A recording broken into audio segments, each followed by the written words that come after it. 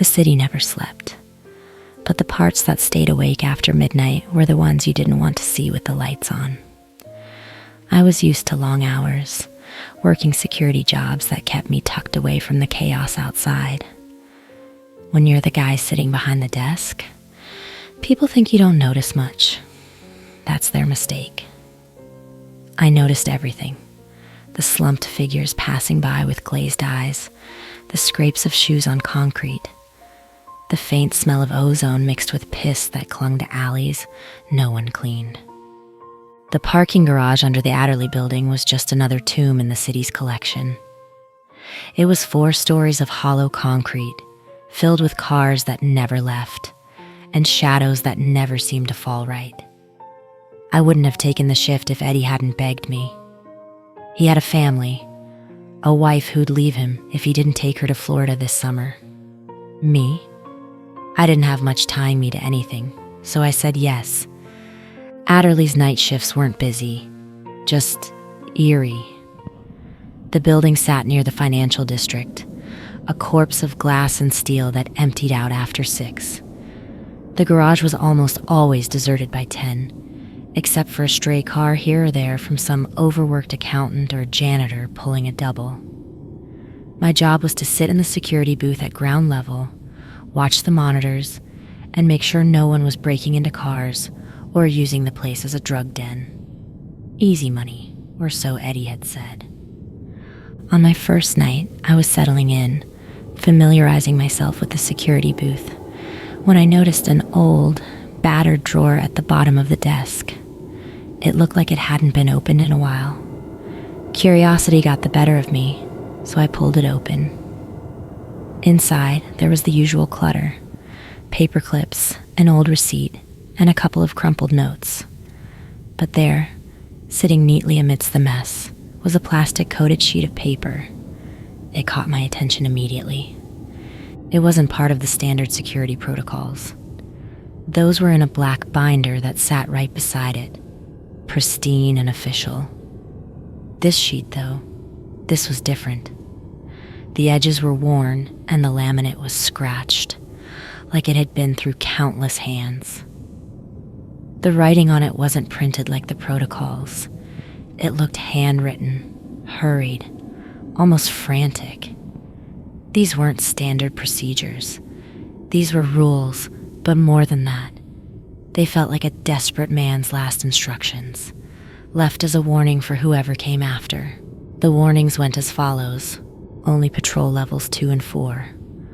Avoid level 3 entirely.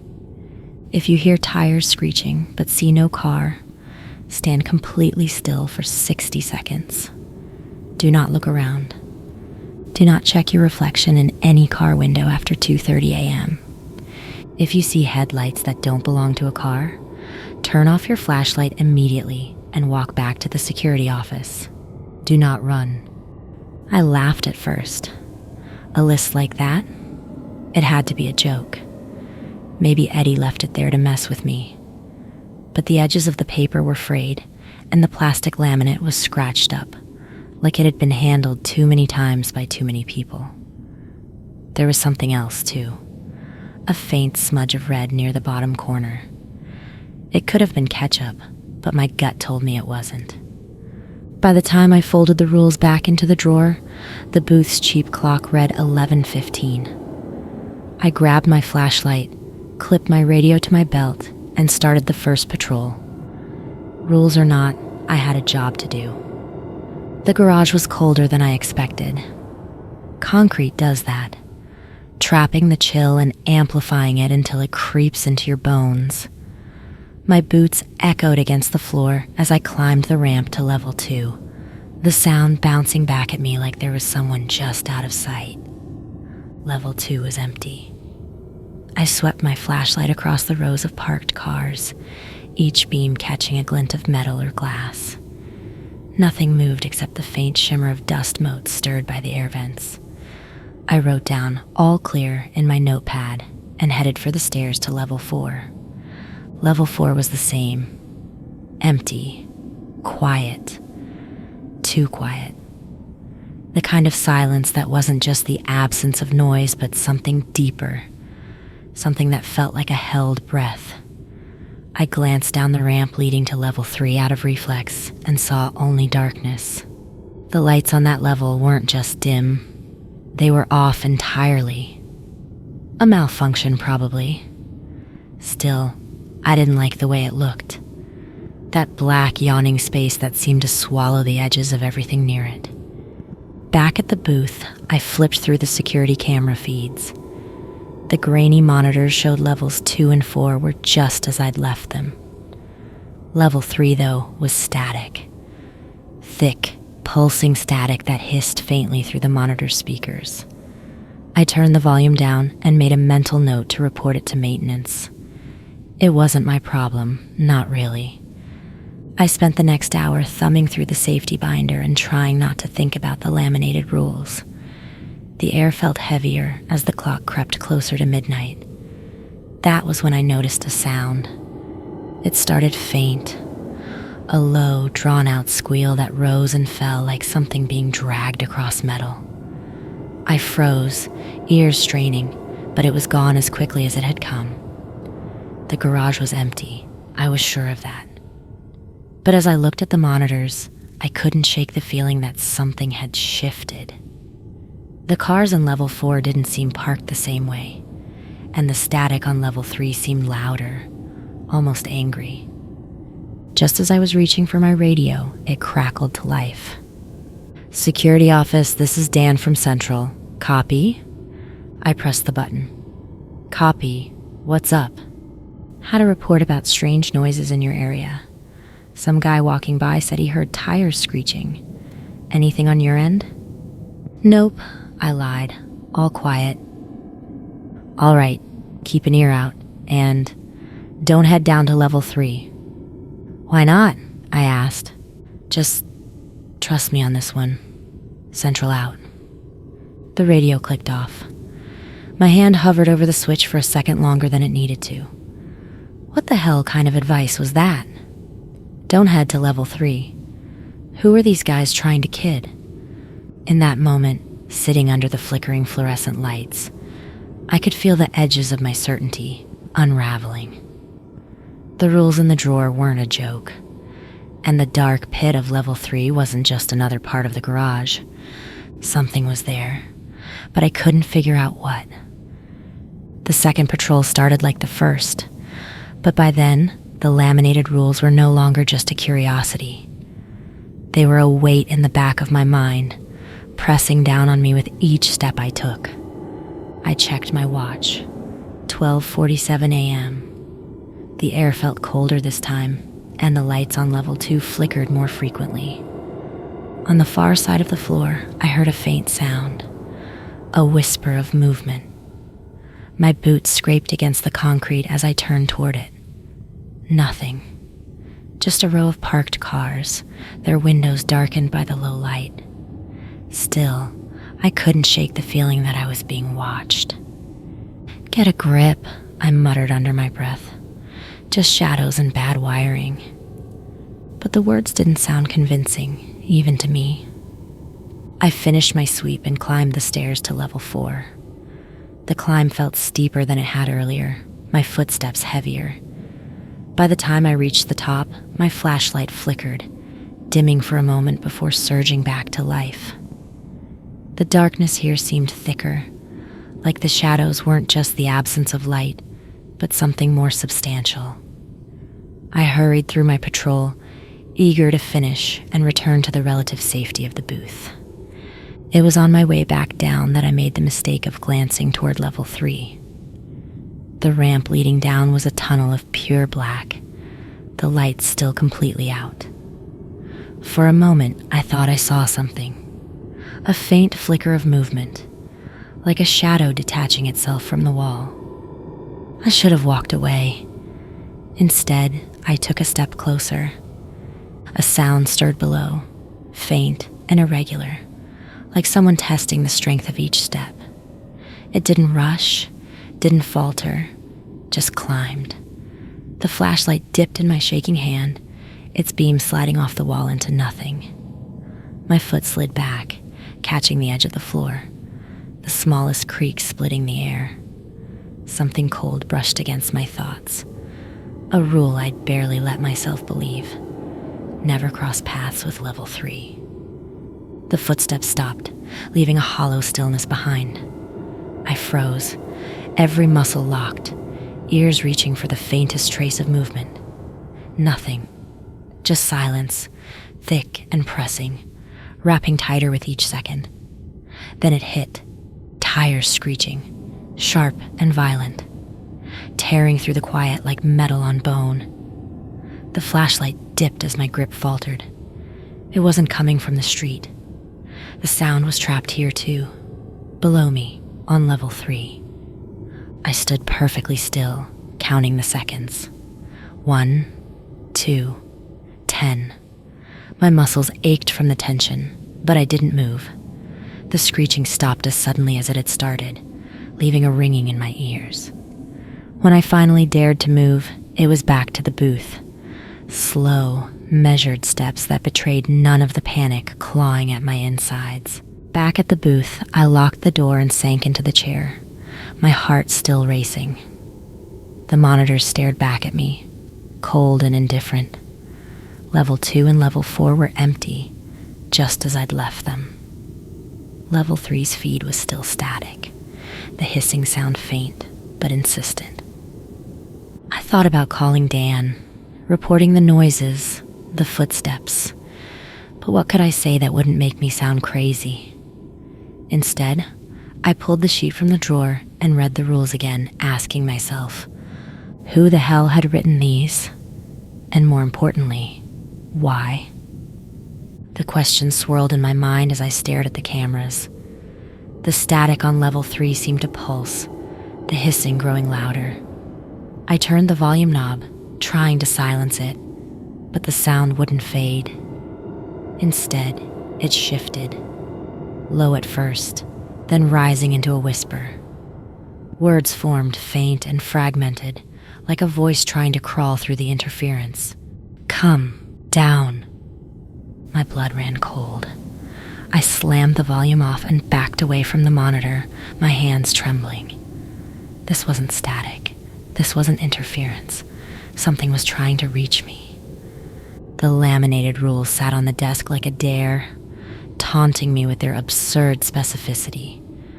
I should have quit right then. I should have walked out of that booth, left the garage, and never looked back. But curiosity is a weird thing. It gnaws at you, twists your thoughts until you can't tell if you're being reckless or just plain stupid. By 2:30 a.m., the garage had settled into a brittle silence. The monitors glowed dully, empty of anything unusual, though I couldn't bring myself to trust them anymore.